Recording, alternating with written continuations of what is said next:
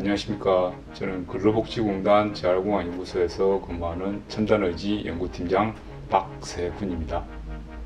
장애인 관련 이런 보조기기를 개발하는 저희 입장에서 정의를 하자고 한다면은 인간과 로봇 상호 간의 그 관계 형성에 있어서 사람의 의도를 파악하는 기술, 그리고 의도를 파악한 기술을 원하는 동작으로 구현하는 기술, 이렇게 사실 그 기술 두 가지 기술을 포함하는 것을 의미한다라고 정의를 하고 싶습니다.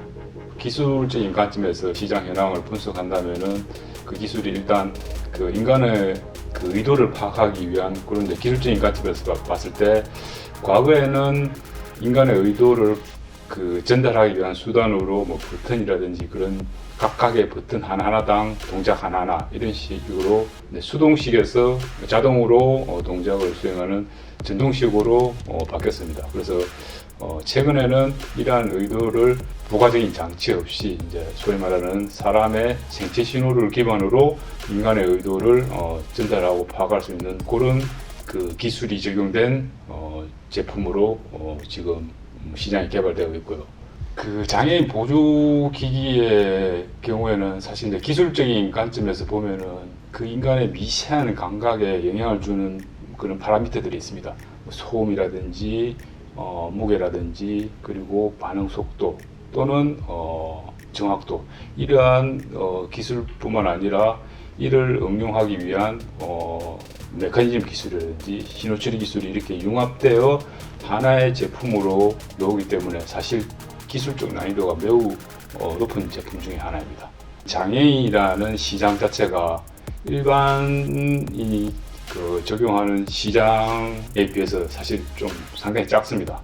예를 들어서 지체 장애인 같은 경우에는 우리나라에 한 120만 정도의 장애인이 있지만은 그 지체 장애인 중에서도 예를 들어 절단 장애인 경우에는 20만 정도에 불과합니다.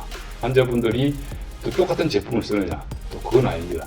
환부의 형태에 따라서 다양한 디바이스가 존재하기 때문에 개인 맞춤형식으로 하나씩 존재하게 되는 거죠. 그러다 보니까 시장은 작고 기술은 매우 어렵고 개인 맞춤형으로 되다 보니까 현실적으로 이를 만족하기 위해서는 국내 관련 산업 인프라가 쭉 구축이 돼야 되는데, 국내에는 사실 그런 인프라가 전혀 구축이 되어 있지 않습니다.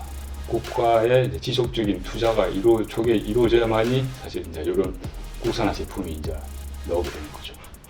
주로 이제 그 절단과 마비 환자 그 두 분야로 나눠서 저희가 개발을 하고 있는데요.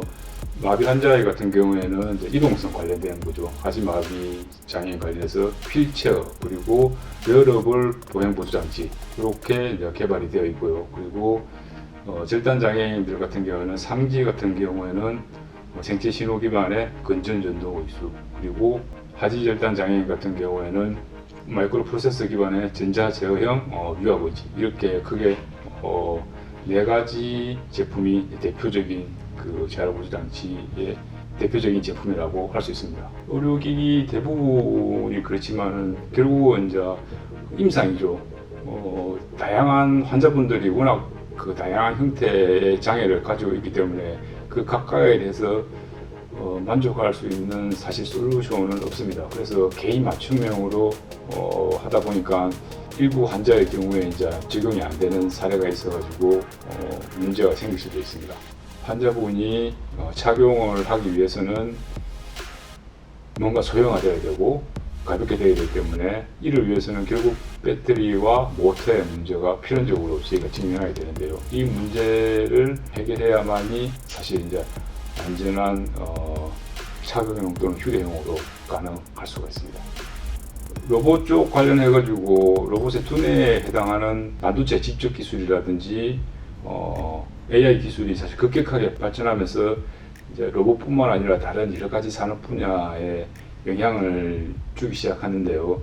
하지만 이제 실질적으로 뭐 모터라든지 배터리 같은 경우에는 아직까지 그 인간의 능력만큼의 퍼포먼스를 내기는 사실 아직까지 미지수입니다. 그래서 당분간은 뭐 새로운 형태의 인터페이스 기술이라기보다는 AI 기술을 기반으로 다양한 여러 가지 경우의 수를 해결하고 연산이 많은 신호 처리 기술을 통해서 기존 기술을 조금 더 명확하게 하고 그리고 기능을 조금 더 높이는 쪽으로 발전하지 않을까 생각을 하고 있습니다.